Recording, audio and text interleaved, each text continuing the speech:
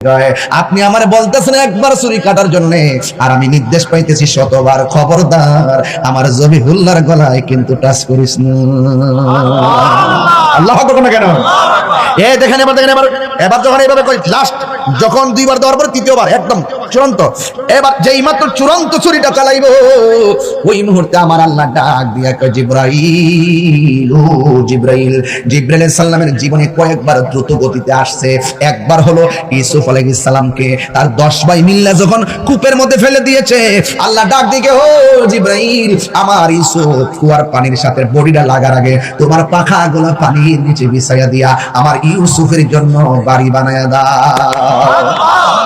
দ্বিতীয়বার হলো, দ্বিতীয়বারটা পরে কিন্তু আগে কইতাছে আর কি, ইব্রাহিম আলাইহিস সালাম পেলে দ্বিতীয়।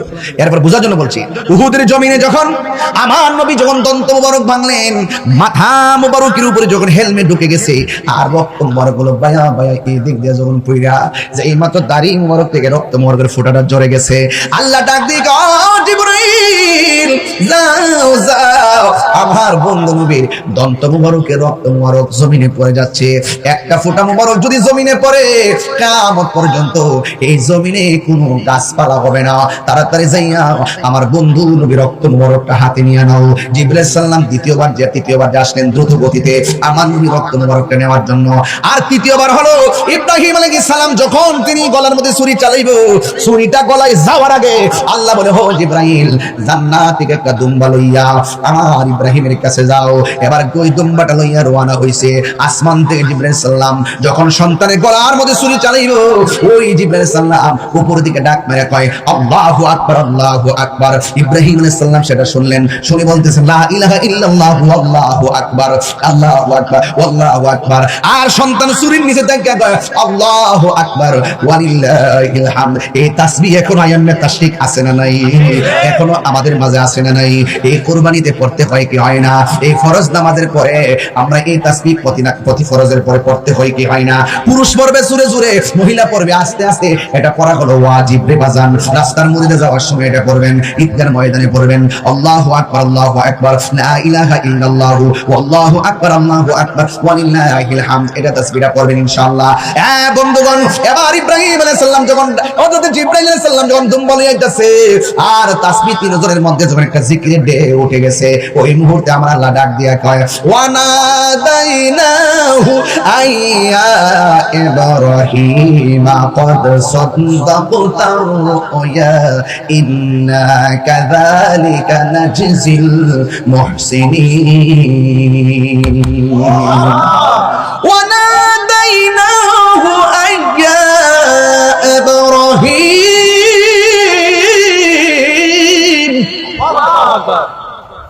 قد صدقت الرؤيا إنا كذلك نجزي المحسنين।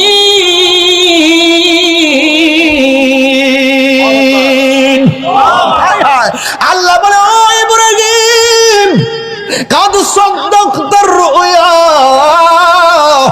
তোমার স্বপ্ন সত্যই,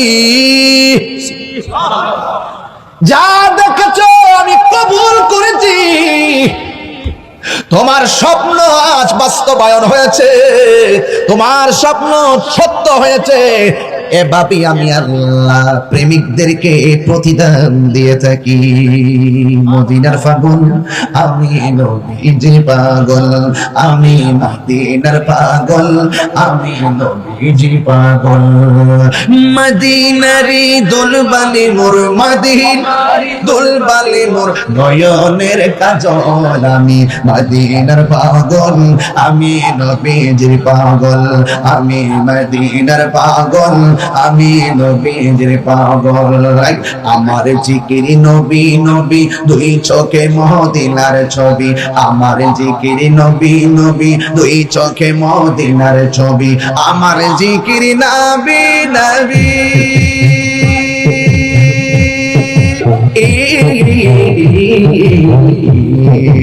আমার জিকির নবী নবী দুই চোখে মদিনার ছবি আমার জিকির নবী নবী দুই চোখে মদিনার ছবি নবীর প্রেমে দিতে রাজি নবীর প্রেমে দিতে রাজি নবীর প্রেমে দিতে রাজি জীবনের সকল মদিনার পাগল আমি নবীর পাগল আমি মদিনার পাগল আমি নবীর পাগল মদিনারি দুলবালি মোর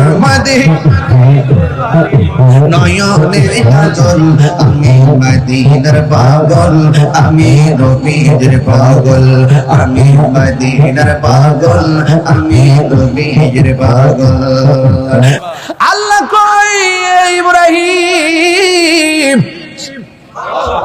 এই দুম্বা কুরবানি করো জবাই করো কবুল তুমি না আমার হাজারে বলছো দাওয়াত খাইতে যাইবা সুবহানাল্লাহ তুমি না আমার হাজারে কইছো দাওয়াত খাইতে আইছো আমার হাজরা যদি যাওয়ার পরে বলে বাপে আর পুলাই মিললে খাইছো আমার জন্য কি আনছো দুম্বাটার জবাই কইরা একটা ভাগ নিজে খাইবা আরেকটা ভাগ আত্মীয় স্বজনরে দিবা আরেকটা ভাগ এতিম মিসকিনকে দিয়া দিবা এখনো সেই কুরবানি 3 ভাগ আছে না নাই আর জোরে কথা আছে না নাই আঙ্গ দেশে ভাগ করব দূরের কথা সব রান নিয়া ফ্রিজের ভিতরে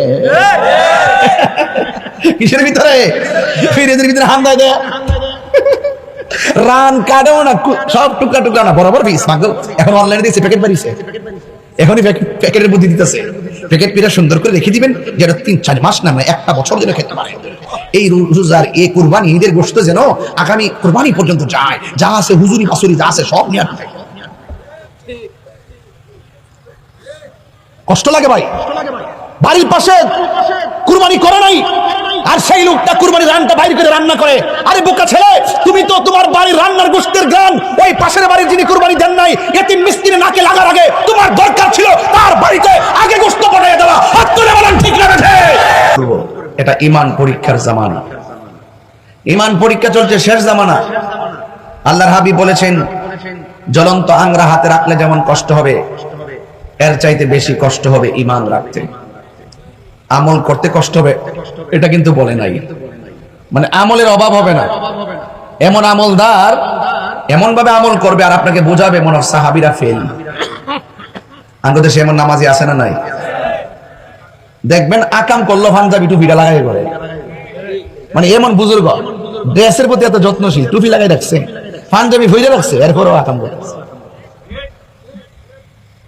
এজন্য এদের সাথে আহলে সুন্নাত ওয়াল জামাতের কোনো সম্পর্ক এরা দাড়ি টুপি পাকি টাকলে সব ঠিক আছে দেখবেন কি করবে সুদের কারবারিদের সাথে যোগাযোগ রাখবে বান্ডেল খায়া খায়া সকালে নাইস দিব বান্ডেল একটা দিয়া দিলে রাত্রে নাইস বন্ধ করে দিবে এইরকম সুযোগ সন্ধানী কিছু নামী মুসলমান আছে এরাই কারবালার ঘটনাটা ঘটাইছে বাঘ কিন্তু আমি করছি না বাঘ হইছে 1000 বছর টাইমের আগে ওই সোহাদে কারবালার মাঠ থেকে 2টা ভাগ হয়ে গেছে একটা এজিদি একটা হুসাইনি বুঝতে পারছেন এজিদের রক্তের ধারা যারা পাইছে ওরা এজিদের বন্দনা গায় আর হুসাইনি চেতনার ধারা যারা পেয়ে আসছে এরা আহলে বাইতের প্রেমের গান গাইছে এইজন্য সুন্নিরা দিল নরম সুন্নিরা লোভী না কথা কান ঠিক নেই খবরদার যারা লোভী হয়ে যায় তারা সুন্নি হতে পারে না ভণ্ড সুন্নি না সুন্নি কখনো ভণ্ড হতে পারে না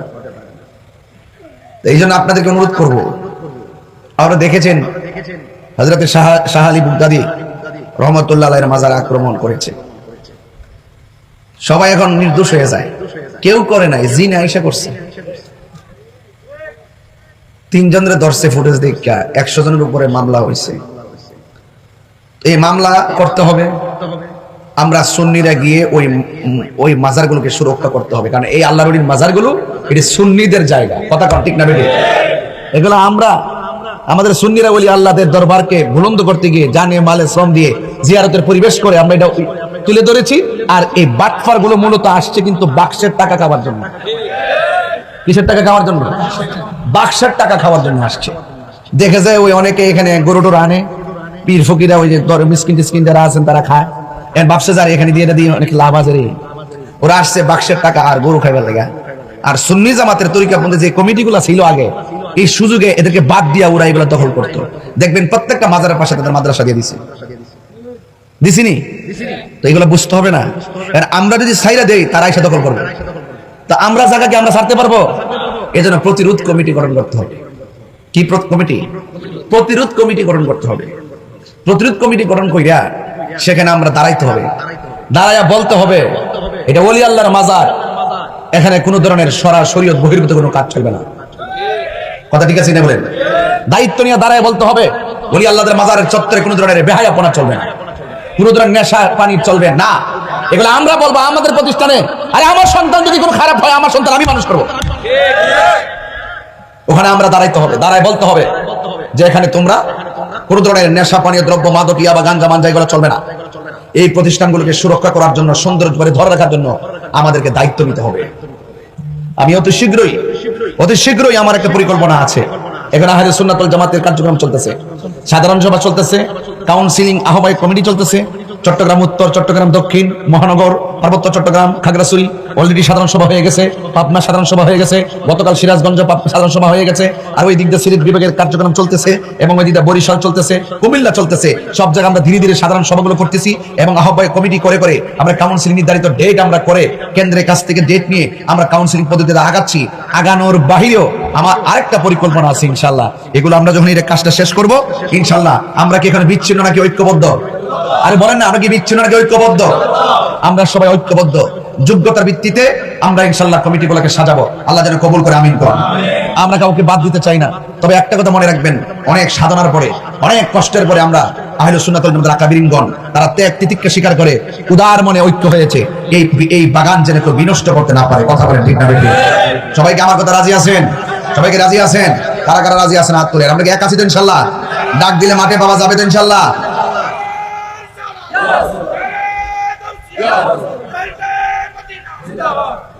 আল্লাহ কবুল করুক, আমিন কোন। আমি বলছিলাম এই দুনিয়াটা পরীক্ষার জায়গা। আপনি যত পরীক্ষা দিবেন বাজি, আপনার যদি জ্বর উঠে আপনি কষ্ট নিয়েন না। হাদিস শরীফে আছে যার জ্বর উঠে এই জ্বরের মাধ্যমে তার সগীরা গুনাহ মাফ হয়ে যায়। জানা দরকার আছে না? অস্থির হওয়া যাবে না। জ্বর দিছে আল্লাহ, তুমি পছন্দ করে দিছো, জ্বরের মাধ্যমে সগীরা গুনাহ মাফ হয়ে যায়। আপনার ডায়রিয়া হয়েছে, ডায়রিয়া হওয়ার পরে মারা গেছেন আপনি, হাদিস শরীফে বলতেছে যে ব্যক্তি ডায়রিয়া হয়ে মারা যায় তার আমলনামা শহীদের মর্যাদা দান করে দিয়েছে। আপনার সন্তান পানি পিনে মারা গেছে, আল্লাহ বলছে পরীক্ষা চলতেছে, পানি পিনে মারা গেছে, আল্লাহ পাকের হাবিব বলতেছেন তার আমলনামায় শহীদের শাহাদাতের মর্যাদা দিয়ে দিবে, শহীদি মরণ। তো বুঝতে পেরেছেন? এই জন্য চিন্তা, একটা মহিলা ডেলিভারি হয়, আপনাদের এলাকার নাম নাকি শুলকাটা। এই শুলকাটাতে অনেক মা বোন প্রেগনেন্সি আছে না, গর্ভবতী আছে না? এমন অনেক ঘটনা, আল্লাহ না করুক, এমন অনেক ঘটনা তো ভাই আছে যে তারা প্রেগনেন্সিতে পেটে ব্যথা হয়, একদম ঘরের ভিতরে থেকে বের করে ডাক্তার কাছে নেওয়ার পথে ডেলিভারি কেসে রাস্তায় মারা যায়, অথবা ঘরে মারা যায়। এমন লোক আছে না? আল্লাহ হাবিব বলতেছেন যারা ডেলিভারি কেসে যে মহিলাটা মারা যায়, আল্লাহ পাক তার আমলনামায় শাহাদাতের মর্যাদা দান করে। আর বড় করে কোনো সুবহানাল্লাহ বলা গেল। এই কথাগুলো খুব জরুরি না? এজন্য আল্লাহ বলছেন যে লা তাকনাতু মির রাহমাতিল্লাহ, তোমরা আমার রহমত থেকে নিরাশ হয় না। আমি তোমাদেরকে যদি অসুস্থতা দেই, মনে করবে এটা রহমত। কি দেই? রহমত। শুধু ধৈর্য ধারণ করো। তোমাদের সম্পদ দিছিলাম, আমি নিয়ে গেছি, এটা পরীক্ষা, ধৈর্য ধারণ করো। তোমাদেরকে আমি ভয়ের মাধ্যমে পরীক্ষা করব, নুকসানের মাধ্যমে পরীক্ষা করব, এবং তোমাদেরকে আমি সম্পদের নুকসান দিই, বলে না বলবো অন্যকে বিশাইমিন আল খাওফি বল, ভয় ভীতির মাধ্যমে পরীক্ষা করব। ঠিক না? একের পর এক আমি পরীক্ষা, সব পরীক্ষা যদি তোমরা ধৈর্য ধারণ করে থাকতে পারো, তাহলে মনে করো তোমাদের কপালে জান্নাত আছে। তাহলে আমরা কি হতাশ হব? আমরা কি হতাশ হব? তবে একটা কথা মনে রাখবেন, সব পুরস্কার পাইতে গেলে একটা জিনিস আমার লাগবে, ওয়ালা তাহিনু ওয়ালা তাহজানু ওয়া আনতুমুল আলাউনা ইন কুনতুম মুমিনিন। নিরাশ হয়ো না, হতাশ হয়ো না, বিজয় তোমাদেরই হবে যদি তোমরা মুমিন হতে পারো। তা আমরা কি মুমিন না মুনাফিক? মুমিন না কাফের? মুমিন। এই জন্য আমাদের বিজয় অবশ্যম্ভাবী। এই জন্য অবশ্যই আপনাদের সকলকে ঈমানের উপর অটল থাকতে হবে। এই যে দেখেন হজের মাস এসে গেছে, হজের মাস আসছে না? হজের মাস এসে গেছে। এই যে লক্ষ লক্ষ মানুষ আজকে তারা তাওয়াফ করতেছে, কথা কি সঠিক? মদিনার পানে ছুটছে, সঠিক? এই হজের হাজীদের সঙ্গে যেন আল্লাহ পাক আমাদের সকলকে, শুরুকাটার মানুষগুলাকে যেন, আনোয়ারের মানুষগুলাকে যেন কবুল করে বলুন আমিন। পৃথিবীর প্রথম ঘর কোরআনেতে বাঁকা, বন্ধুর নামের মিমি দ্বারা করেছে মাকা। সুবহানাল্লাহ। পৃথিবীর প্রথম ঘর কোরআনেতে বাঁকা, বন্ধুর নামের মিমি দ্বারা করেছে মাকা। আল্লাহ আল্লাহ আল্লাহ আল্লাহ আল্লাহ লা ইলাহা ইল্লাল্লাহ আল্লাহ আল্লাহ আল্লাহ আল্লাহ লা ইলাহা ইল্লাল্লাহ। যেথায় লক্ষ কোটি হাজিদের প্রেম মেলা, লাব্বাইক লাব্বাইক বলে লা শারিকা লাহ। যেথায় লক্ষ কোটি হাজিদের প্রেম মেলা, লাব্বাইক লাব্বাইক বলে লা শারিকা লাহ। আল্লাহু আল্লাহ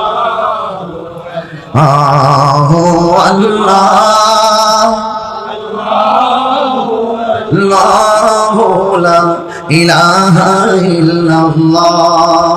পৃথিবীর প্রথম ঘর কোরআনেতে বাঁকা, বন্ধুর নামের মিমি দ্বারা করেছে মাকা। আল্লাহ মাশাআল্লাহ আল্লাহ আল্লাহ লা ইলাহা ইল্লাল্লাহ। শান্তি লাগেনি? কথা বলে না, শান্তি লাগেনি? নবীর নামের মর্যাদার কথা শুনলে শান্তি লাগে। শুধু নবীর নাম না, শুধু নবীর নামের প্রথম অক্ষরটা শুনলেই কলিজা ফানা হয়ে গেছে। কথা বলেন ঠিক না বেটি? এই জন্য এই পৃথিবীটা পরীক্ষার জায়গা। এই যে খানা কাবা যা হচ্ছে, যে এই যে দৌড়াদৌড়ি হচ্ছে, সবগুলো কিন্তু পরীক্ষার নিদর্শন। কথা বলেন ঠিক না বেটি? আল্লাহ রাব্বুল আলামিন বলেন,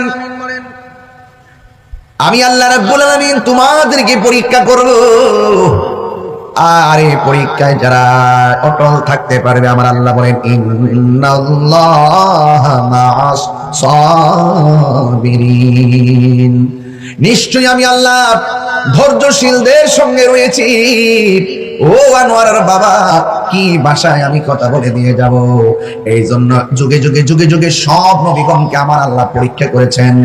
ইব্রাহিম নবীকেও আমার আল্লাহ পরীক্ষা করেছেন। একটা নয়, দুইটা নয়, 10টা পরীক্ষা আমার আল্লাহ ইব্রাহিম আলাইহিস সালামকে পরীক্ষা করেছেন। এর মধ্যে একটা পরীক্ষা হলো ইব্রাহিম নবীর জবানের ভিতরে শুধুমাত্র লা ইলাহা ইল্লাল্লাহ ইব্রাহিম খলিলুল্লাহ, সুবহানাল্লাহ, কোন কি লেখা লা ইলাহা ইল্লাল্লাহ ইব্রাহিম খলিলুল্লাহ। এটাই ছিল ইব্রাহিম আলাইহিস সালামের উম্মতের কালিমা। ও বন্ধু, ইব্রাহিম নবীর উম্মত কোনদিন ফতোয়া তুলে নাই লা ইলাহা ইল্লাল্লাহর পাশে ইব্রাহিম খলিলুল্লাহ বলা যাবে না। ঈসা নবীর উম্মত কোনদিন ফতোয়া তুলে নাই লা ইলাহা ইল্লাল্লাহ ঈসা রুহুল্লাহ বলা যাবে না। দাউদ আলাইহিস সালামের উম্মত কোনদিন ফতোয়া তুলে নাই লা ইলাহা ইল্লাল্লাহ দাউদ খলিফাতুল্লাহ, এই কথা ফতোয়া তুলে নাই বলা যাবে না। নূহ নবীর উম্মত কোনদিন এই ফতোয়া তুলে নাই লা ইলাহা ইল্লাল্লাহ নূহ নাজিউল্লাহ নাজিউল্লাহ বলা যাবে না, এই ফতোয়া তারা তুলে নাই। হযরত আদম আলাইহিস সালামের উম্মত কোনদিন বলে না লা ইলাহা ইল্লাল্লাহ আদম সফিউল্লাহ বলা যাবে না। যুগে যুগে সব নবীগণ কালিমা নিয়ে এসেছিলেন। নবীগণের কালিমা হলো লা ইলাহা ইল্লাল্লাহ, আর নবীর উম্মতের কালিমা হলো নবীদের নাম উল্লেখ করে কালিমা। হ্যাঁ বন্ধুগণ, বড় দুঃখ লাগে, কষ্ট লাগে, সব নবীদের নবী হলো আমার নবী। কেমন নাফরমান আমরা হয়েছি। আমরা বলতেছি লা ইলাহা ইল্লাল্লাহ মুহাম্মাদুর রাসূলুল্লাহ লেখা যাবে না, এই কথা বলে এমন কিছু মৌলভী আনোয়ারের জমিনে আছে না নাই? এই মসজিদের ভিতরে এক পাশে আল্লাহর নাম, আরেক পাশে নবীর নাম লেখা নাকি যাবে না? এই মসজিদের ভিতরে লা ইলাহা ইল্লাল্লাহ পাশে মুহাম্মাদুর রাসূলুল্লাহ নাকি লেখা যাবে না? এইভাবে ফতোয়া তুলে সব নবীদের উম্মতরা নবী সম্পর্কে এমন আপত্তি তুলে নাই যে আপত্তি বর্তমান শেষ জামানায় আমার নবীর উম্মতের মধ্য থেকে কিছু মুনাফিক উম্মতরা আপত্তি তুলতেছে। আপনারা জবান খুলে বলুন লা ইলাহা ইল্লাল্লাহর পাশে আমার নবীর নাম লেখা জায়েজ আছে না না? কেমনে? আল্লাহ বলে আদম তুমি সারা জীবন আমার কাছে বলেছো রব্বানা যালামনা আনফুসানা ওয়া ইল্লাম তাগফির লানা ওয়া তারহামনা লানাকুনান্না মিনাল খাসিরিন। এরপর আল্লাহ মাফ করে নাই। শেষ পর্যন্ত আদম নবীকে আল্লাহ তোমার আরশের ডান পাশে তোমার নাম দেখলাম, বাম পাশে তোমার বন্ধুর নাম দেখলাম, এই নামের উসিলায় তুমি আমারে মাফ করে দাও। আল্লাহ ডাক দিয়া বলে আদম তুমি যদি আরো আগে যদি ওই নামে দোহাই দিয়া মাফ চাইতা আমি তোমারে মাফ করে দিতাম। আর সে আজিমের ভিতরে আল্লাহ নামের পাশে আমার নবীর নাম আছে না নাই? আহা কেমন আদম সন্তান তোরা হইলি, বাপের কত মানুষ না, বাপের কত আমাদের আদি পিতা কাটা আদম আলাইহিস সালাম। আদি পিতা কে? মুসলমানদের জাতির পিতা কে? ইব্রাহিম ও খলিলুল্লাহ। আর আমার নবী হলো রূহানি পিতা। যদি বলুন না সুবহানাল্লাহ। এই জন্য আমার যুবক ভাইরা আমি আপনাদের খেদমতে ছোট একটা টাচ দেই হাকিকত। আমি যদি প্রশ্ন করি এ আনোয়ারের মানুষ, চুল কাটার মানুষ, আপনারা জবান খুলে বলুন আদম নবীর আব্বার নাম কি? বলবেন হুজুর আদম আলাইহিস সালামের আব্বার নাম নাই। যদি বলি মা হাওয়া আলাইহিস সালামের আব্বার নাম কি? বলবেন নাই। আদম নবীকে আমার আল্লাহ দুনিয়ার জমিন থেকে মাটি নিয়ে আদম আলাইহিস সালামকে বানালেন। আদম নবীর আব্বা নাই, হাওয়া আলাইহিস সালামের আব্বা নাই। এখন আমি আপনাদেরকে বলতে চাই আদম নবী আগে নাকি আমার নবী আগে? নবী আগে। সুবহানাল্লাহ। দুনিয়াতে আসার পরে আদম আলাইহিস আসার পরে আব্দুল্লাহ আর মা আমেনা, কথা কোন ঠিক না বেটে? ওই গভীর জায়গায় কেউ ডুব দেয় না। সিন্নি খাইলা কার দ্বারা মোল্লা চিনলা না। ওই নবীর সম্মান কতটুকু বোঝাচ্ছি। হযরত ইব্রাহিম আলাইহিস সালামকে 10টা পরীক্ষা করলো। একটা পরীক্ষা হলো বাঘের খাঁচার ভিতরে ইব্রাহিম নবীকে ঢুকাইয়া দেওয়া হলো। আপনারা জবান খুলে বলেন খোদার তো বাঘ যদি মানুষ খায়, মানুষ পায়, মানুষকে আদর করে নাকি খায়? আরো জোরে কোন। এবার আদম আলাইহিস সালাম হযরত ইব্রাহিম আলাইহিস সালামকে বাঘের খাঁচার ভিতরে ঢুকাইয়া দিল। ওই মুহূর্তে বাঘে মনে মনে কয় অনেক ক্ষুধা লাগছে, মানুষটা যেহেতু পাইছি জন্মের মতো খায়া নেই। এবার খাঁচার ভিতরে ইব্রাহিম নবীকে ঢুকাইয়া বাহির দিকে তালা মেরেছে। ডানে বিপদ, বামে বিপদ, সামনে বিপদ, পিছনে বিপদ, যার কেউ নাই তার কে আছে? আরো জোরে করে কে আছে? তার আল্লাহ আছে। এবার ইব্রাহিম নবী আল্লাহরে ডাক দিয়া কয় আল্লাহ, ও আল্লাহ, জেলখানার শিকল বন্দি, আমি ভিতরে বাঘের কাছে বন্দি। এখন তো বাঘ আমারে খেয়ে ফেলবে, তবে বাঘ খাক না খাক কিন্তু আমার যতদিন হায়াত আছে আমি বাঁচবো। তবে একটা কথা আল্লাহ আপনাকে বলি, আমার যদি মরণ দিবেন, বাঘ হোক কিংবা স্বাভাবিক হোক, কিন্তু আমারে নামাজরত অবস্থায় আমারে মরণ দিবেন। এবার বাঘ ইব্রাহিম নবীকে পেয়ে গর্জন দেওয়া শুরু করলো। ইব্রাহিম নবী নামাজের মধ্যে দাঁড়ায় গেল। দাঁড়ানোর পরে যখন তিনি হাতটা বাঁধলেন, রুকুতে গেলেন, বাঘটাও চতুর্পাশে ঘুরতেছে, কিন্তু বাঘের শরীরের মধ্যে কোনো টাচ করে না। ইব্রাহিম আলাইহিস সালাম রুকুর মধ্যে গিয়েছেন, ওই রুকুর মধ্যে যাওয়ার পরে ঘাড়ে ধরতে চাইছে, এরপর বাঘে ঘাড়ে ধরে নাই। আবার তিনি যখন বৈঠকে বসলেন, বাঘের সামনে দিক দিয়ে এইভাবে দুইটি পা তিল্লা বসে আছে, ইব্রাহিম নবীকে খেয়ে ফেলবে। কিন্তু ওই মুহূর্তে বাঘে ইব্রাহিম নবীর চেহারা দিকে তাকায় রইছে। ইব্রাহিম মনে মনে ভাবতেছে বাঘ মনে হয় পজিশন নিতেছে আমাকে ধরার জন্য। এবার ইব্রাহিম আলাইহিস সালাম আল্লাহর কাছে জন্মের মতো দুইটা হাত বাড়ায়া আল্লাহর কাছে ফরিয়াদ করেন। ওই মুহূর্তে ইব্রাহিম নবী চোখের পানি ফেলে কান্না করে, আর নমরুদে তাকায়া দেখতেছে ইব্রাহিম নবী যেমন কাঁদতেছে, বাঘেও সামনে দুইটা পা বাড়াইয়া চোখের পানি ফেলে কাঁদতেছে। আর জোরে কোন সুবহানাল্লাহ। হ্যাঁ বন্ধুগণ আমার, এবার নমরুদ দেখা হাসতা কি লাগা, বাঘ এমন ভাবে নমরুদের দিকে তাকাইছে। আর ওই মুহূর্তে ইব্রাহিম আলাইহিস সালাম দোয়া কইরা মুখের মধ্যে হাতটা যখন মেসেজ করলো, মেসেজ করার পরে বাঘ ইব্রাহিম নবীর দিকে তাকাইয়া, ইব্রাহিম নবী মনে মনে ভাবতেছে মনে হয় দোয়া করা পর্যন্ত বুঝি বাঘে অপেক্ষা করতেছে, এখনই তো আমাকে খেয়ে ফেলবে। এবার নমরুদ তাকাইয়া দেখতেছে ইব্রাহিম নবী যেমন করে জেলের ভিতরে খাঁচার ভিতরে মাটির মধ্যে সেজদা দিয়েছিল, সেজদা দেওয়ার পর ইব্রাহিম আলাইহিস সালামের কপালের ভিতরে মাটি লেগেছে, ধুলা বালি লেগেছে। আর ইব্রাহিম নবী কয় আমি যখন বাঘের সামনে বসে রইলাম, আমি তাকাইয়া দেখলাম বাঘের জিহ্বা দিয়ে আমার কপালের ধুলা বালিগুলা পরিষ্কার করে দিতেছি। এই আওয়াজে মানি না জোরে কোন সুবহানাল্লাহ। এবার যুবক ভাইয়ের আমার, ও আল্লাহ, আল্লাহ ডাক দেখে ইব্রাহিম, আমি তোমারে পরীক্ষা দিয়েছি, পরীক্ষার মধ্যে তুমি পাস করেছো। আল্লাহ বলেন ইস্তাইনু বিসসবরি ওয়াস সালাহ। দেখেন সালাতের আগে সাহায্যের কথা আল্লাহ বলছেন, তোমরা সাহায্য চাও কিসের মাধ্যমে? বিসসবরি, ধৈর্যের মাধ্যমে। এরপরে বলছে সালাহ। ইব্রাহিম নবী খাঁচার ভিতরে গিয়ে বিচলিত হন নাই, ধৈর্যের সাথে দাঁড়ায় গেছে। এই জন্য যত বিপদ আসবে ধৈর্যের সাথে মোকাবেলা করবেন। আপনারা জবান খুলে বলেন ধৈর্যশীলদের সঙ্গে আমার আল্লাহ আছে না? না। ইব্রাহিম নি ধৈর্যের ফসল হিসাবে এবার ওই কপালের ধুলাবালি গুলো বাঘ পরিষ্কার করে দিয়েছে। বাঘরে বাঘ, তুই আমারে খাইলি না কেন? বাঘে জবান খুলে যায়, বাঘে ডাক দিয়ে ইব্রাহিম গো, আমি যখন আপনার দিকে তাকাইলাম আপনার কপালের মধ্যে দেখলাম একটা নূর চমকাইতেছে। আর জোরে বলে না সুবহানাল্লাহ। আল্লাহ ডাক দিয়ে কয়, হে ইব্রাহিম, আয় আয়, হে ইব্রাহিম, মুসা নবী রে তোর পাহাড়ে গ্রাস করে নাই, তার মাঝে ছিল আমার হাবিবুল্লাহর নূর মুবারক। ও ইব্রাহিম, তোমাকেও বাঘে ধরে নাই, বাঘে পরিশন কইরা যখন তোমার দিকে তাকাইছে, তোমার কপালের ভিতরে আমার নূর মুবারক হলো আক্রমণ থেকে বাঁচার উসিলা।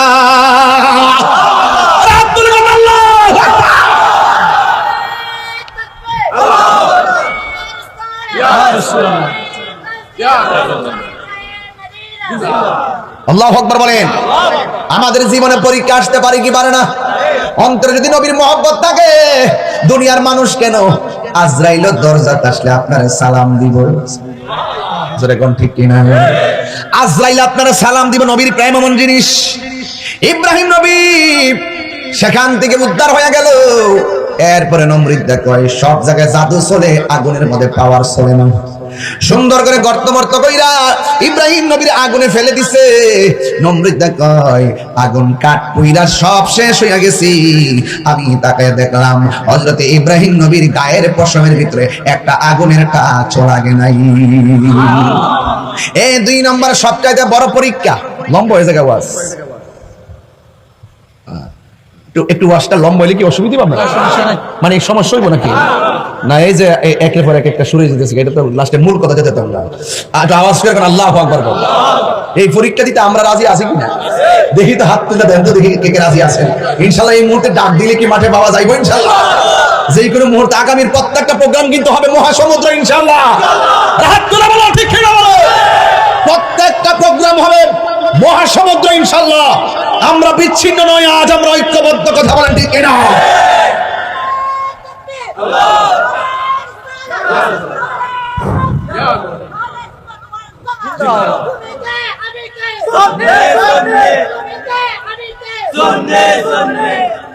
আমার যুবক ভাইরা, ওয়া'লামু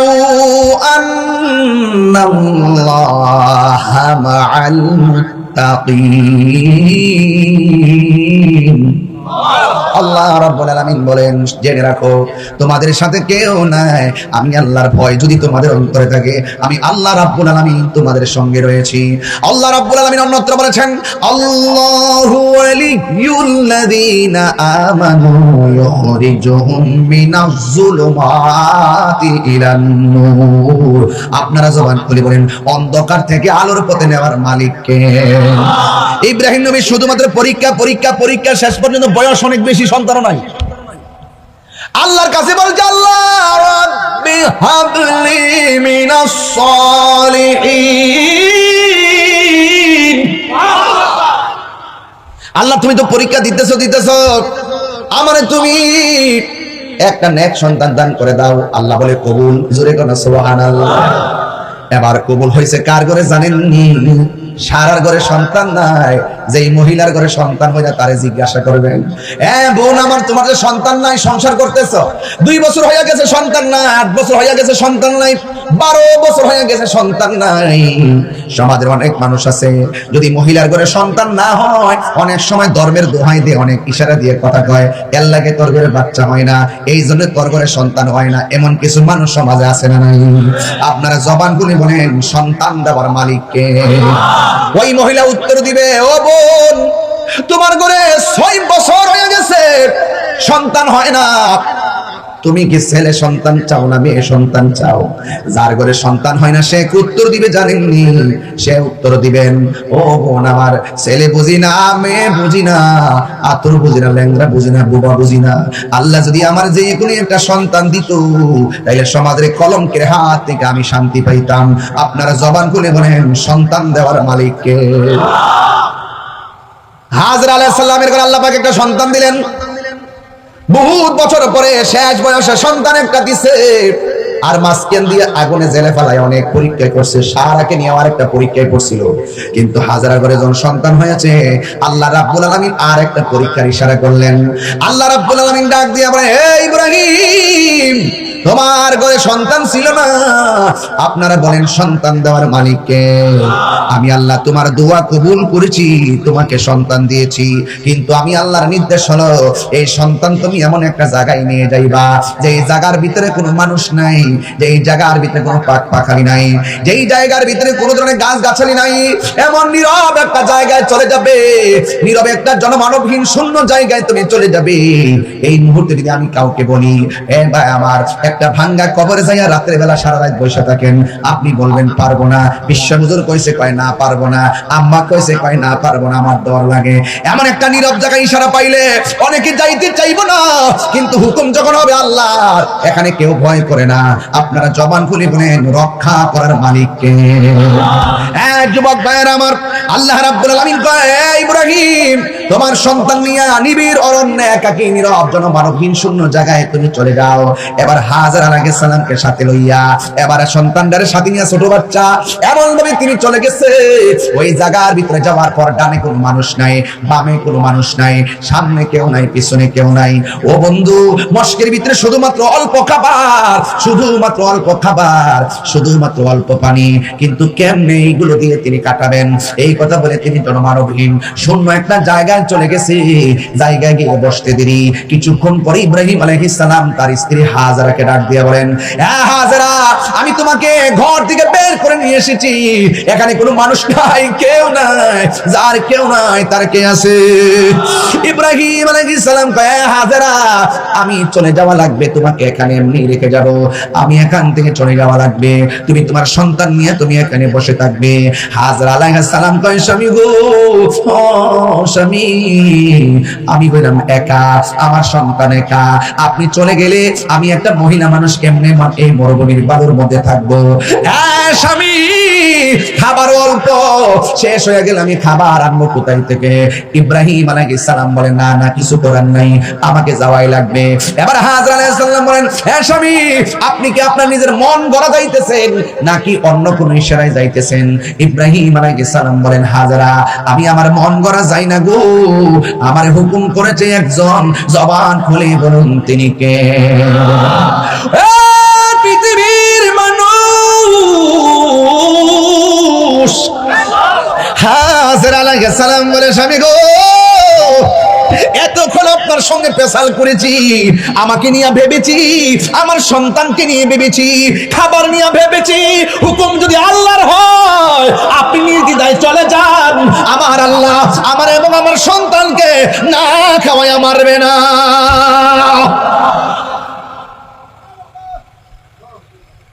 রিজিকের মালিককে। এবার হযরত ইব্রাহিম আলাইহিস সালাম চলে গেলেন। ইব্রাহিম নবী যখন চলে গেলেন, হাজরা আলাইহিস সালাম সন্তানকে নিয়ে মরুভূমির বালিতে। আর দিনের বেলা যেমন তেমন, রাত্রটা কেমন কাটে, নাই কোনো তাবু, নাই কোনো বাড়ি, নীরবে নীরবে কেমনে কাটাই রে দুধের বাচ্চাটা লইয়া। এবার ইব্রাহিম আলাইহিস সালাম চলে গেছে আল্লাহর হুকুমে, হিজরত করলো। আর এই দিক দিয়া খাওয়ান শেষ হয়ে গেল। ছোট বাচ্চা তো বাড়ি খাবার খাইতে পারে না, মায়ের স্তনের মধ্যে দুধ, কিন্তু যখন খাওয়ান থাকে না, পুষ্টিকর খাবার থাকে না, মায়ের স্তনের মধ্যে দুধ থাকে না। হ্যাঁ বন্ধু, মায়ের দুধের দাম আছে না নাই? আঙ্গুর দেশের পোলা পান্ত 2 কেজি আঙ্গুর ফল খাওয়াইয়া মনে করে মায়ের ঋণটা শোধ করে বেড়াইছে না রে না। তুমি মায়ের দুধ যে পান করেছো, মায়ের 1 ফোঁটা দুধের দাম শেষ হয় না রে।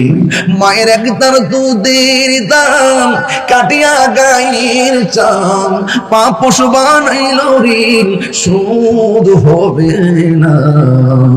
এমন দরদি বলে কেউ হবে না আমার মা।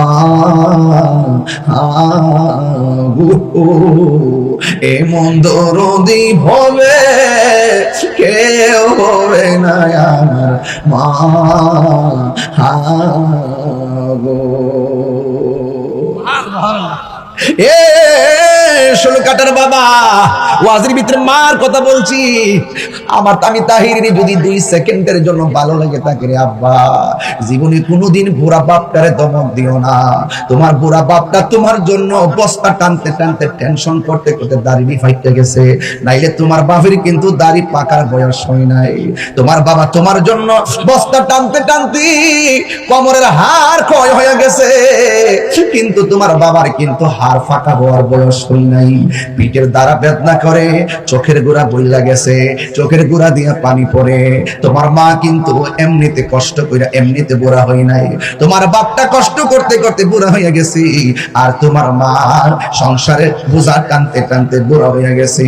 এই জন্য আমার যুবক ভাইরা অনুরোধ করে বলি রে, এই পৃথিবীর মধ্যে সারা দুনিয়া ঘুরে যদি বলি সব মানুষের মধ্যে তুমি কারে 1 নম্বর রাখবা, পৃথিবী ঘুরে এসে আমার কাছে বলবা হুজুর কত জায়গা গেছি, নিজের খাওয়ার চিন্তা আগে করে, কিন্তু মায়ের কাছে ছিলাম মা নিজের খাবারের চিন্তা করে নাই, নিজের কষ্টের চিন্তা করে নাই, না খাইয়া আমারে খাওয়াইছে।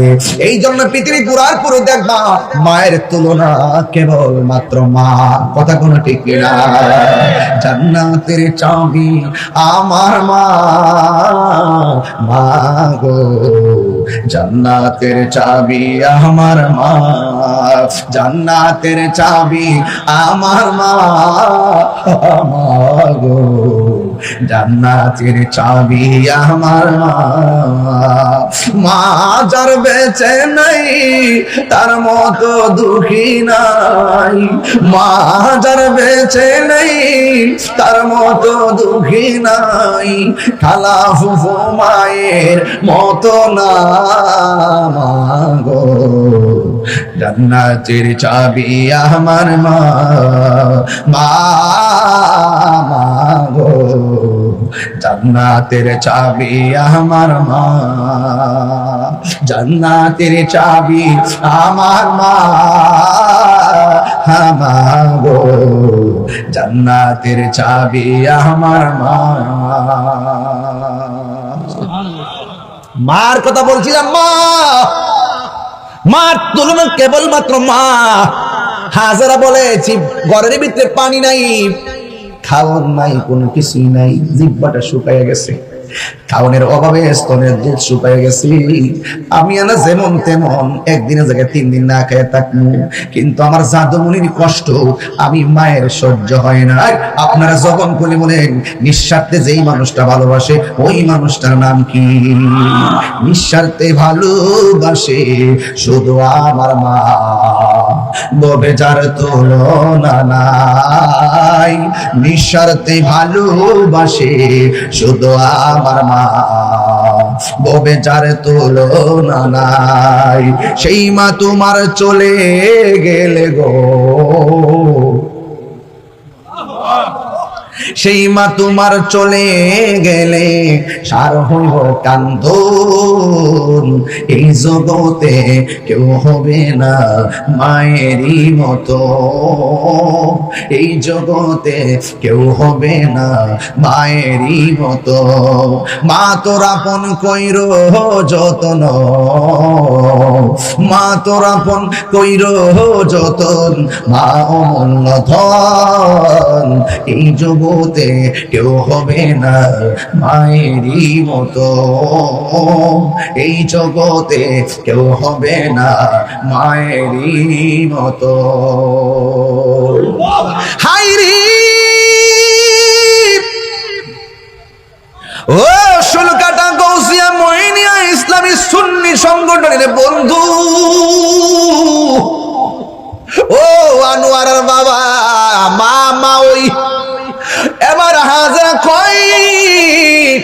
আমার স্তনের মধ্যে দুধ নাই, আমার জাদুমণি কান্দি গলা শুকাইয়া গেছে। হঠাৎ করে তাকাইয়া দেখি সামনে ঝর্ণা মতন পানি উতলাইতেছি। শাড়ি কাপড়টার মাটির মধ্যে খেসাইয়া দৌড় দিছে, পানির ফোয়ারা দিকা দৌড় দিছে, একটা পাহাড়ে দৌড় দিছে। পাহাড়ের নাম হলো সফা। যাইয়া দেখে রৌদ্রের আলোর কারণে, তাপের কারণে বালুগুলা চিকচিক করতেছে, মূলত পানি না। মার মনটা ভাঙ্গা গেছে। হঠাৎ কইরা নিরাশার আশা করে সামনে তাকাইছে। সামনে তাকায় দেখে আবার পানিগুলা ফোয়ারার মতো উঠতেছে, ঝর্ণার মতো উঠতেছে। আওলাকে সে পাগল বেশে শাড়ির কাপড়টা মাটিতে কেঁচড়াইয়া দৌড় মারছে। যাইয়া দেখে সেই পাহাড়ের মধ্যে বালুগুলা রৌদ্রের কারণে চমকাইতেছে, আসলে কোনো পানি নাই। ওই দিক দিয়া সন্তান মরুভূমির বালুর উপরে একটা কাপড়ের মধ্যে শুয়ে রয়েছে সন্তান, আর এই দিক দিয়া মা একটা সাফাতে গেল, আবার মারওয়ায় গেল। এই পৃথিবীর মধ্যে অনেকগুলা নিদর্শন আছে রে বাবা, এর মধ্যে একটা নিদর্শন হলো সাফা, আর একটা নিদর্শন হলো মারওয়া। আল্লাহ রাব্বুল আলামিন কোরআনে বলেন, ইন্নাস সাফা ওয়াল মারওয়াতা মিন শাআইরিল্লাহ। আল্লাহু আকবার। আপনাদের কি কষ্ট হচ্ছে? না, কারণ সামনে কুরবানির ঈদ। অনেকে বলবে যে হজের মাসে কি ওয়াজ করলো। প্রসঙ্গ তো আছে, মেরাজ আসলে মেরাজের ওয়াজ করি, মুহররম আসলে মুহররমের ওয়াজ করি, পবিত্র ঈদে মিলাদুল নবী সাল্লাল্লাহু আলাইহি ওয়াসাল্লাম আসলে ওই ঈদে মিলাদুল নবী সাল্লাল্লাহু আলাইহি ওয়াসাল্লাম ওয়াজ করি। এখন যদি এই ওয়াজটা না করি হক আদায় হবে না। হ্যাঁ, ঠিক না বেঠি? আপনারা জবান খুলে আবার আওয়াজ করবেন আল্লাহু আকবার। ইন্নাস সাফা ওয়াল মারওয়াতা মিন শাআইরিল্লাহ। আল্লাহু আকবার। আল্লাহ রাব্বুল আলামিন বলেন, নিশ্চয়ই সাফা এবং মারওয়া আল্লাহর নিদর্শন সমূহের মধ্যে অন্যতম নিদর্শন। এই হাজরা একবার সাফায় গেল, সাফা থেকে মারওয়া গেল, মারওয়া থেকে সাফায় আসলো, সাফা থেকে মারওয়া গেলেন। এমন ভাবে সাফা মারওয়া একবার নয়, দুইবার নয়। হযরতে হাজরা 7 বার পানি দেখে দেখে দৌড় দেয়, কিন্তু গিয়ে দেখে পানি নাই। রৌদ্রের আলোতে বালুগুলা চকচক চকচক করতেছে। এই হাজরা শেষ পর্যন্ত ওই মারওয়ার পানে বৈশা দুইটা হাত আমার আল্লাহর দরবারে বাড়াইয়া দিলেন। ইন দি মিন টাইম সাফা পাহাড়ের মধ্যে হাত বাড়াইয়া দিলেন। এবার হাত যখন বাড়াইয়া দিলেন, আমার আল্লাহ রাব্বুল আলামিন ডাক দিয়া কয়, জিবরাইল, আমার হাজরা যাইয়া বলে দে আমি আল্লাহ দূর পছন্দ করে ফেলেছি, সন্তানের কাছে যেন চলে যায়। একটা কথা খেয়াল করে দেখেন, এখন হাজিরা গেলে মক্কায় সাফা মারওয়া দৌড়ানো লাগে, এটা আমার আল্লাহ রাব্বুল আলামিন হাজরা দূরটাকে পছন্দ করে ফেলেছে। বুঝেন নি? বন্ধুগণ আমার, এবার হাজরা একটা দৌড় দিলেন। দৌড় দিয়ে তিনি সন্তানের কাছে গেলেন। সন্তানের কাছে গিয়ে দেখেন ইসমাইল আলাইহিস সালাম পা দুইটারে নাড়াইতেছে। এই পা দুইটাকে যখন নাড়াইতেছে, পায়ের গোড়া দিয়ে আমার আল্লাহ পানির নিচ থেকে ঝর্ণার ধারা বাহির করে দিয়েছে। হাজরা একবার ডান দিকে বান দেয়, পানি বাম দিকে যায়, বাম দিকে বান দেয়, পানি সামনে যায়, সামনে বান দেয়, পানি পিছনে যায়। এমন ভাবে বান দিলেন, উপর থেকে আওয়াজ আসলো, হাজেরা, তুমি যদি আজকে পানিকে থাম না বলতা, আমি আল্লাহ রাব্বুল আলামিন সারাটা পৃথিবী জমজমের পানি দিয়া সাজাইয়া দিতাম। ডাবের পানি দাঁড়ায়া পান করা হারাম, কূপের পানি দাঁড়ায়া পান করা হারাম, কূপের পানি দাঁড়ায়া পান করা হারাম, ওই পুকুরের পানি দাঁড়ায়া পান করা হারাম। একমাত্র একটা পানি, জমজমের পানি দাঁড়ায়া পান করা হলো সুন্নাহ। পানিটার নাম কি? জোরে কন্যা, পানির নাম কি? হাজিদের একটা জমজমের নেশা আছে না নাই? হজ থেকে আসলে মানুষ একটু পানি আশা করে, কথা ঠিক না বেরিয়ে?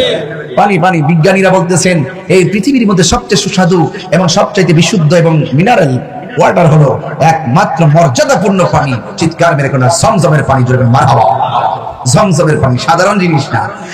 বন্ধুগণ, এবার হযরত ইসমাঈল আলাইহিস সালামের পায়ের গোড়া দিয়া জমজমের পানি, এবার পানি পান করলেন।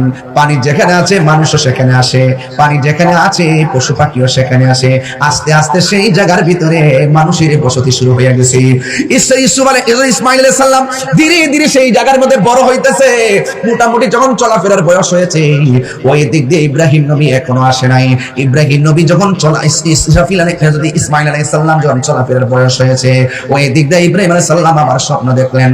আল্লাহ ডাক দিয়ে কয়, হে ইব্রাহিম, তুমি তোমার পছন্দের জিনিসটা কুরবানি করো।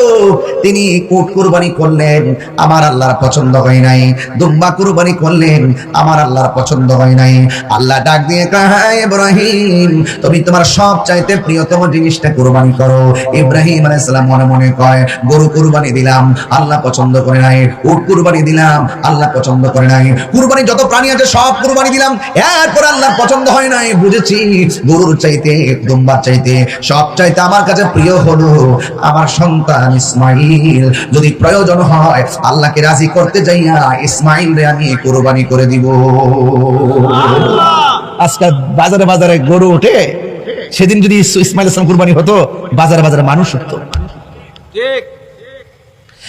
ইব্রাহিম আলাইহিস সালাম মনে মনে কয়, এখন বাড়িতে যাওয়া লাগবে। সেখান থেকে আল্লাহকে রাজি খুশি করার মন্ত্র লইয়া যখন তিনি হাজেরার কাছে আসলেন, তখন হাজেরার কাছে কেমনে বলবে? সত হইল তো মা, সন্তান কুরবানি কথা বললে মন খারাপ করতে পারে, কিন্তু মার কাছে বলে নাই, স্ত্রীর কাছে বলে নাই। কিন্তু না বইলা তিনি কখন আসছে জানেননি? ফালাম্মা বালাগা মাআহুস সাইয়া, যখন ইসমাঈল আলাইহিস সালাম চলাফেরার বয়স হয়েছে, ওই মুহূর্তে ইব্রাহিম আলাইহিস সালাম স্ত্রীর কাছে না বইলা সন্তান রেখে ডাকাইছে। সন্তান টুকিটাকি কথা বলতে পারে, মোটামুটি চলাফেরার বয়স হয়েছে। ওই মুহূর্তে সন্তানকে ইব্রাহিম আলাইহিস সালাম ডাক দিয়া বলেন, ইয়া বুনাইয়া, হে আমার বাবা, ইন্নী, অবশ্যই আমি আরা দেখেছি, ফিল মানামে, ঘুমের ঘরে স্বপ্নে, আন্নী, অবশ্যই আমি আসবাহুকা, তোমাকে জবাই করেছি, ফানজুর মাযা তারা, এই ব্যাপারে তোমার মতামত কি?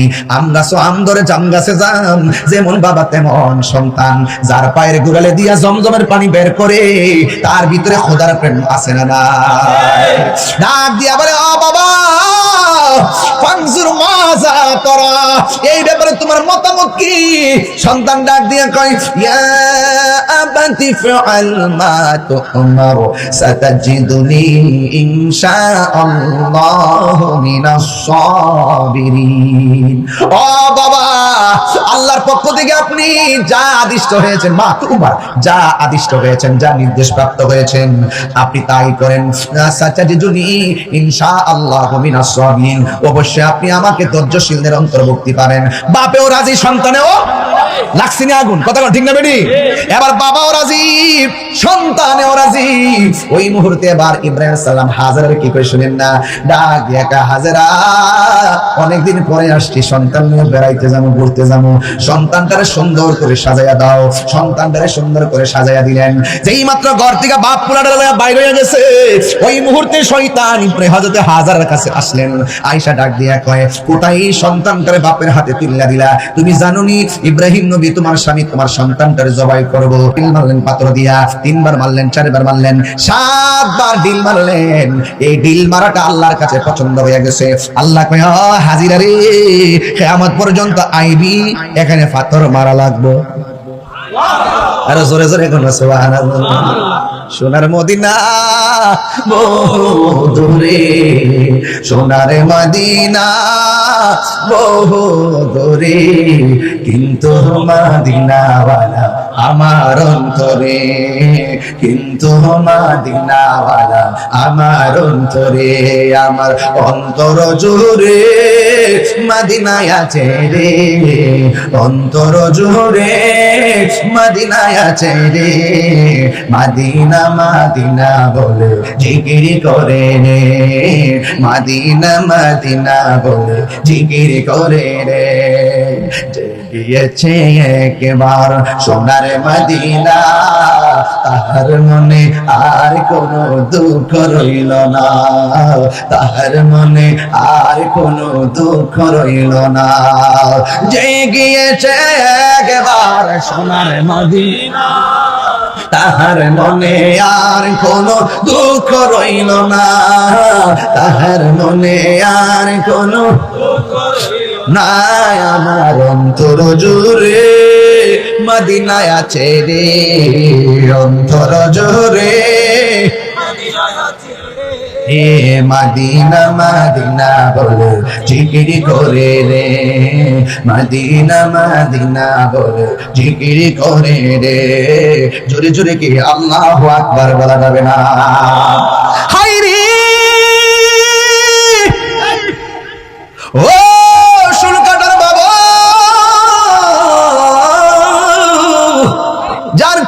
নাই তার কে আছে?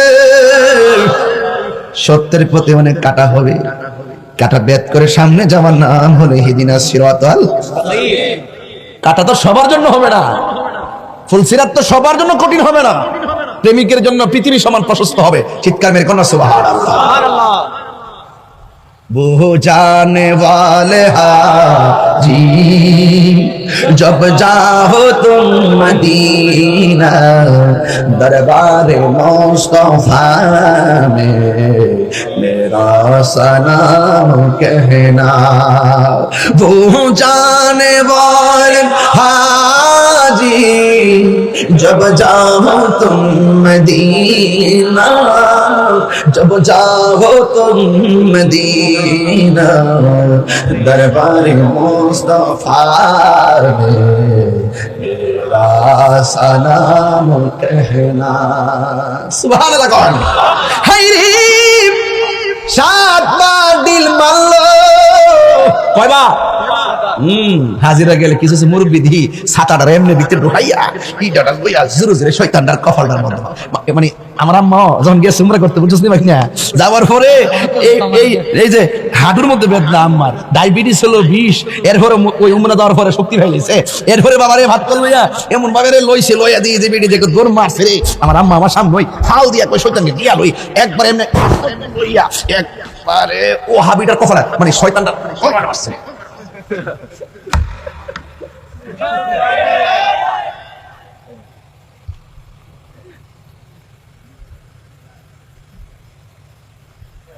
এখনো এটা আসেনি, এটাই হজের হুকুম।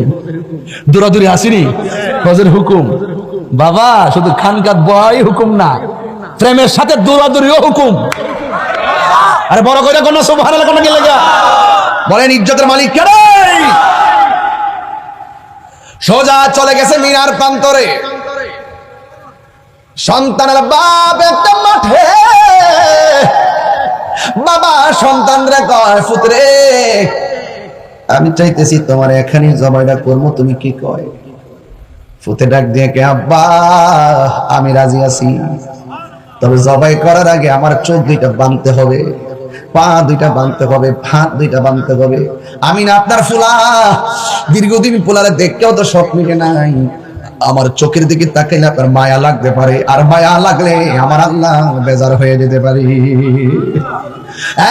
বাবা আমার চোখ দুইটা বেঁধে দেন। যেই মাত্র চোখ দুইটা বেঁধে দিছি, হাত পা যখন বেঁধে দিছি, এই সন্তান আমার, এই সন্তান আবার তার আব্বার ডাক দিয়া কয়, এ বাবা ও বাবা আমার হাতের বাঁধন খুলে দেন, আমার পায়ের বাঁধন খুলে দেন, আমার চোখের বাঁধন খুলে দেন। কয় কেন? কয় আপনি যদি আমার হাত পা বাঁধা জবাই করেন, কিয়ামত পর্যন্ত মানুষ আপনারে বলবে ইসমাইল রাজি ছিল না, রাজি থাকলে হাত পা বাঁধলো কেন? নিঃসন্দেহে সন্তান রাজি ছিল না, আপনাকে অপবাদ দিতে পারে। ও বাবা হাত পা খুললা দেন, চোখ দুইটা খুললা দেন, মানুষে যেন বলে আমি ইচ্ছায় আল্লাহকে রাজি করতে যাইয়া তলোয়ারের নিচে আমি গলা পেতে দিয়েছি। এরপরে সন্তানের বাঁধন গুলো খুলে দিল, হাতের বাঁধন খুলে দিয়েছে, পায়ের বাঁধন খুলে দেওয়ার পর এবার ইব্রাহিম আলাইহিস সালাম কই বাবা শুয়ে যাও। ফালাম্মা আসলামা ওয়া তাল্লাহু লিল জাবিন,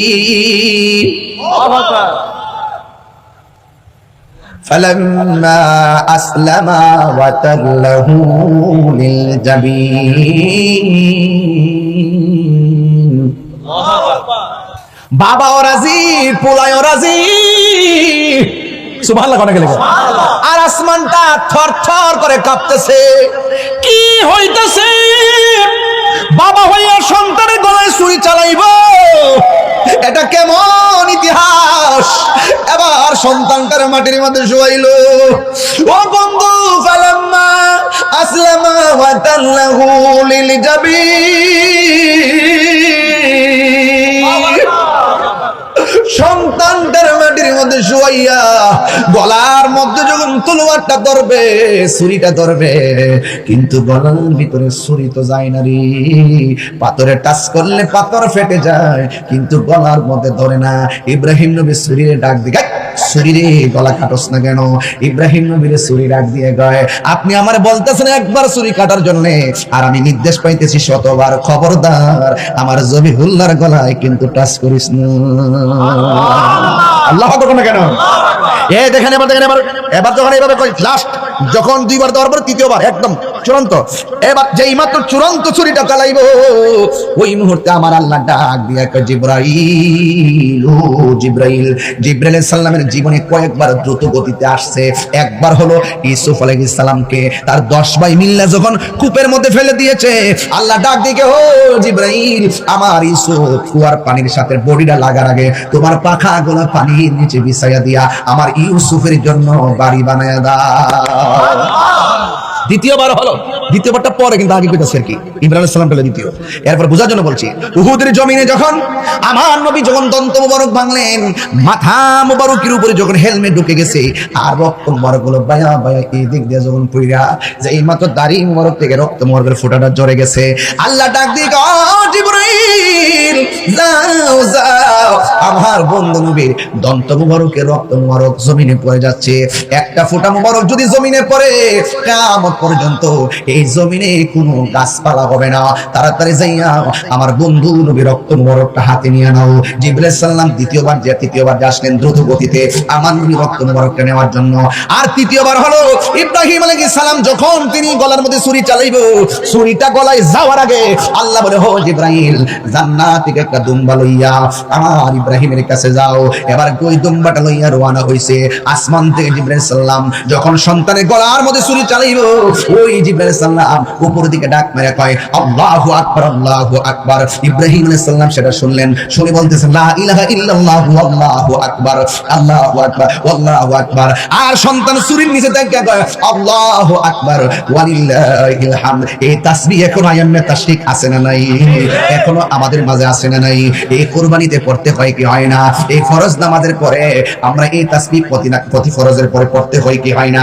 পুরুষ পড়বে জোরে জোরে, মহিলা পড়বে আস্তে আস্তে, এটা পড়া হলো ওয়াজিব রে বাজান। রাস্তার মধ্যে যাওয়ার সময় এটা পড়বেন, ঈদগার ময়দানে পড়বেন, আল্লাহু আকবার, আল্লাহু আকবার, লা ইলাহা ইল্লাল্লাহু আল্লাহু আকবার, আল্লাহু আকবার ওয়ালিল্লাহিল হামদ। এটা তাসবিহটা পড়বেন ইনশাআল্লাহ। বন্ধুগণ, এবার ইব্রাহিম আলাইহিস সালাম যখন হযরত জিবরাইল আলাইহিস সালাম যখন দুম্বা লইয়া আইতাছে, আর তাসবিহ তিনজনের মধ্যে যখন একটা জিকিরের ঢেউ উঠে গেছে, ওই মুহূর্তে আমার আল্লাহ ডাক দিয়া কয়, ওয়ানাদাইনাহু আইয়া ইব্রাহিম قد صدقت الرؤيا إنا كذلك نجزي المحسنين وناديناه أن يا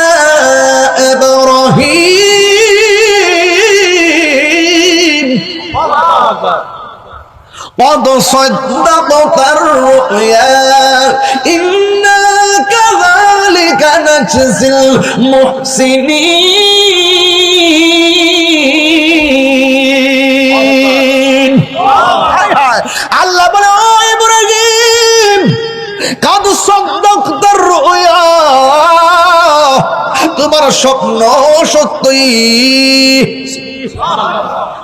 যা দেখেছো আমি কবুল করেছি, তোমার স্বপ্ন আজ বাস্তবায়ন হয়েছে, তোমার স্বপ্ন সত্য হয়েছে।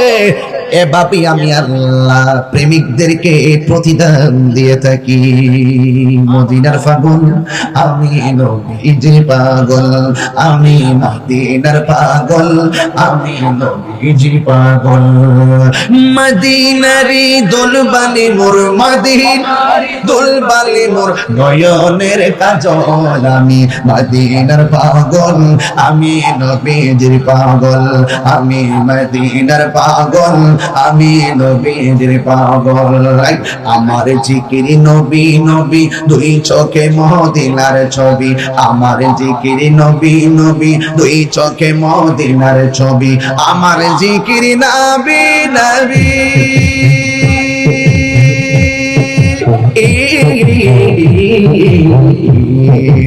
আমার জিকির নবী নবী দুই চোখে মদিনার ছবি আমার জিকির নবী নবী দুই চোখে মদিনার ছবি নবীর প্রেমে দিতে রাজি নবীর প্রেমে দিতে রাজি নবীর প্রেমে দিতে রাজি জীবনের মদিনার পাগল আমি নবীর পাগল আমি মদিনার পাগল আমি নবীর পাগল মদিনার দুলবালি মোর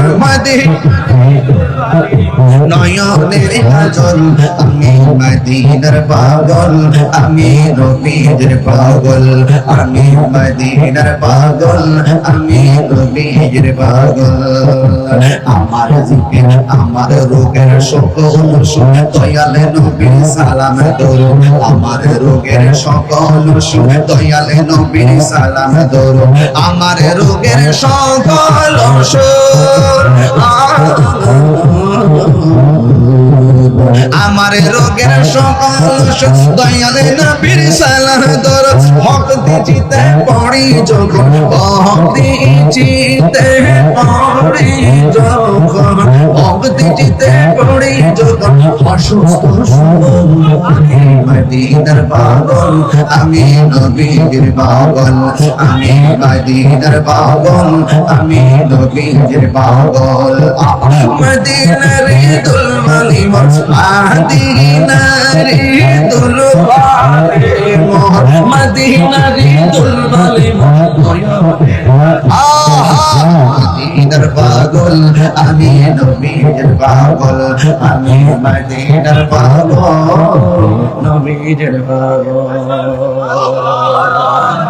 খুশি না বেজান গজল ফারিনি রে বাজান গাই না কম গাই এখন একটু কমাই দিছি কিন্তু শান্তি লাগেনি যেরকম লাগেনি নাতে রাসূল বলা হলো নবীর সাহাবীদের সুন্নাত রে বাবা আর নাতে রাসূল শোনা হলো আমার দয়াল নবী মায়ার নবীর সুন্নাত যারা সমালোচনা করে হেরা আসলে পারে না ঠিক আমার মতো পারলে তারাও গাইতো ঠিক কথা কয়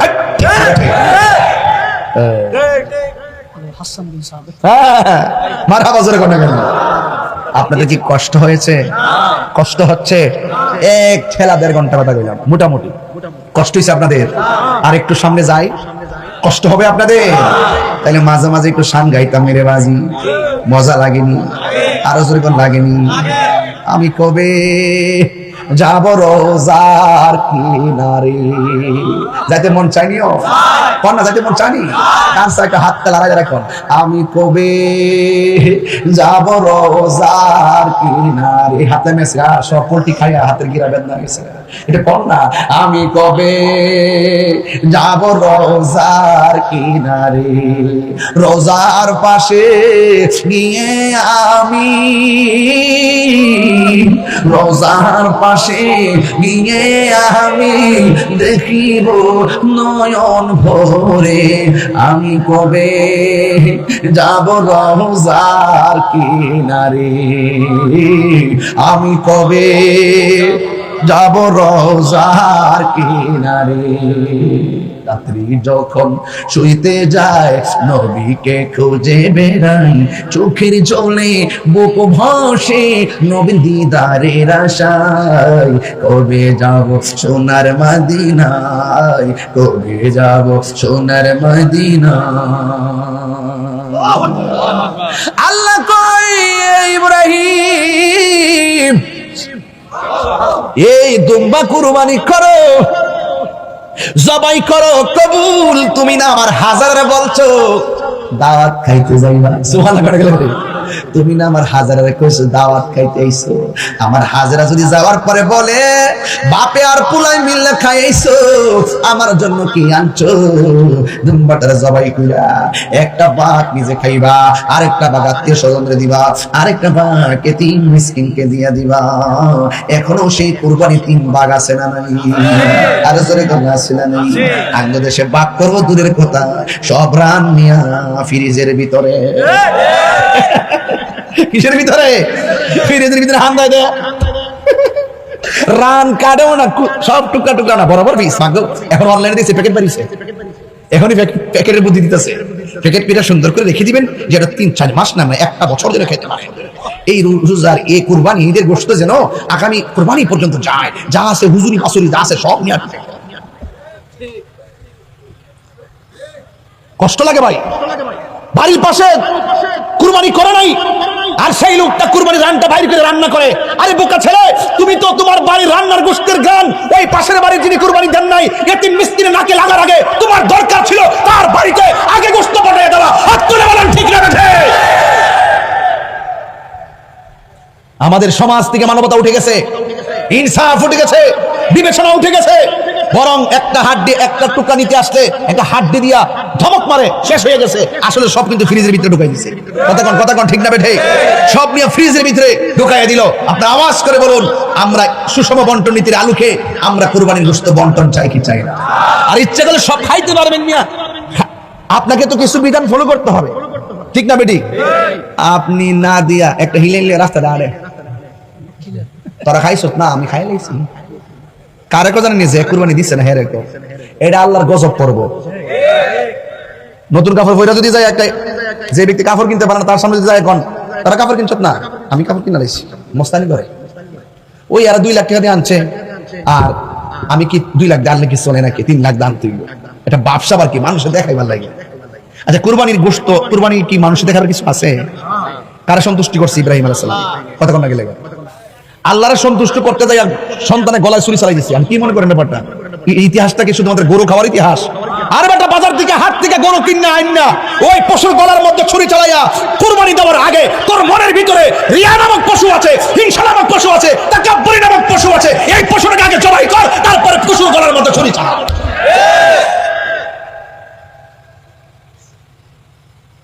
অহংকারের দেশ বাঁচে না।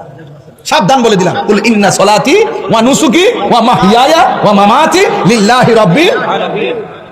কুরবানি, আমার জীবন, আমার কুরবানি, আমার মরণ, আমার জীবন সব আল্লাহর জন্য। আল্লাহর কাছে কুরবানির গোশত পৌঁছে না, পৌঁছে শুধুমাত্র বান্দার তাকওয়া। চিৎকার বের করুন সুবহানাল্লাহ।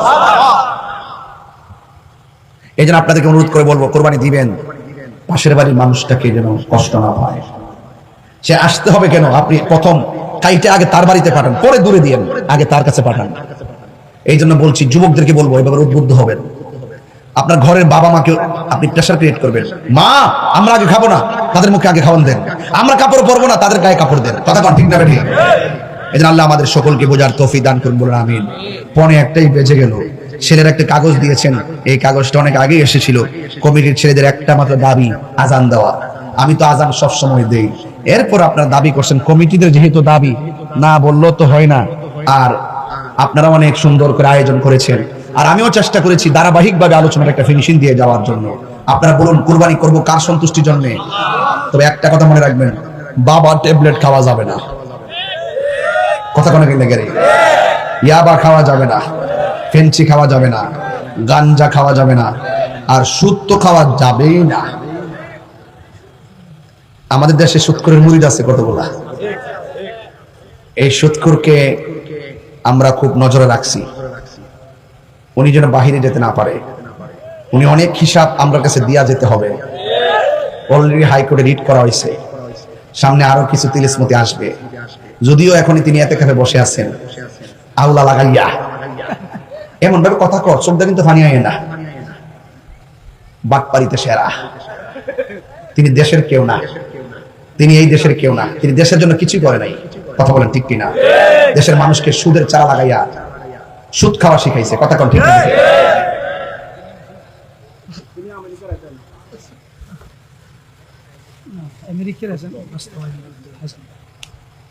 তিনি কিছু ফারুক আর না ফারুক শুকুরের মাংস আমদানির চুক্তিটা করছে, আর আমি চাইছিলাম যে প্রথম খাউনটা ওনারে খাওয়াইতাম, আপনি আগে শুকুরের মাংসটা খাইয়া টেস্ট করে দেন। কথা কোন ঠিক না বেঠি? চলবো। সুদখোর ইউনূস, তার কাছে বাংলাদেশের মানুষ অনেক কিছু আশা করছিল। মনে মনে ভাবছিল আন্তর্জাতিক ফিলার যেহেতু এবার দেশ আন্তর্জাতিক ভাবে এমন সাধারণ সাজাইব, ও ভাগ্য আমার দেশে সবার ভাঙ্গে দিছে। কথা কোন ঠিক না বেঠি? সবার যে আশা ছিল যে তিনি সবারই লইয়া দল বিদল যারা যেটা করছে সবগুলি লইয়া একসাথে প্ল্যাটফর্ম কইরা একটা শান্তির বাংলাদেশ গঠন করব, আলোচনা সাপেক্ষে মাধ্যমে দেখলাম যে না, উনি তো এর কাজ করে নাই। উনি বরং যে উদ্দেশ্য যেভাবে সিস্টেম করে দেশটা মধ্যে একটা গন্ডগোল লাগাইছে, দেখলাম যে ওই লোকগুলোর সে প্রায়োরিটি দিয়া এক একজনকে কোটিপতি বানাইছে। যে সাফার মধ্যে গুস্তু আসিন না, এটিতে 2 বছর ভিতরে টুম্বা টুম্বা গাল বানাইছে। যেইগুলা সাইকেল না মোটর সাইকেলে তেল ঢুকাইবার টেহা আসিন না, এটি এখন বাজার লেগা ঘুরে আর বিদেশ সফর মারে। সব হিসাব আমরা কাছে দিতে হবে। এই ইউনূস সাহেব যে কাজ করছে মানুষ এখন বুঝছে, বুঝার কারণে আর যেন তিনি এমন ঘটনা ঘটাইতে না পারে, এই জন্য সবাই দোয়া ইউনূস করতেছে।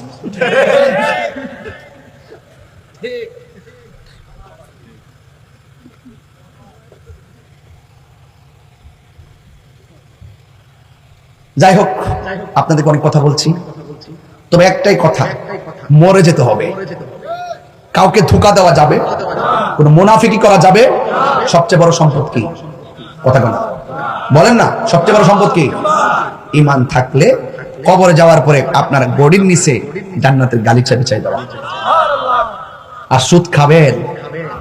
আমার পটিয়ার পোলাপান, চিটাগাং এর পোলাপান দিরে এই যে ইসলাম ব্যাংক থেকে বের করছে, এটা কি জুলুম করছে না?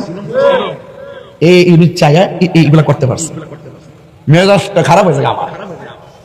যাক, চিন্তা করেন না, আমি সুদখোররে কখনো সালাম দিতে পারবো না, আমি সুদখোররে কখনো ভালো ব্যবহার করতে পারবো না, সুদখোররে কখনো দেশ কিংবা মসজিদে দায়িত্ব দিতে পারবো না।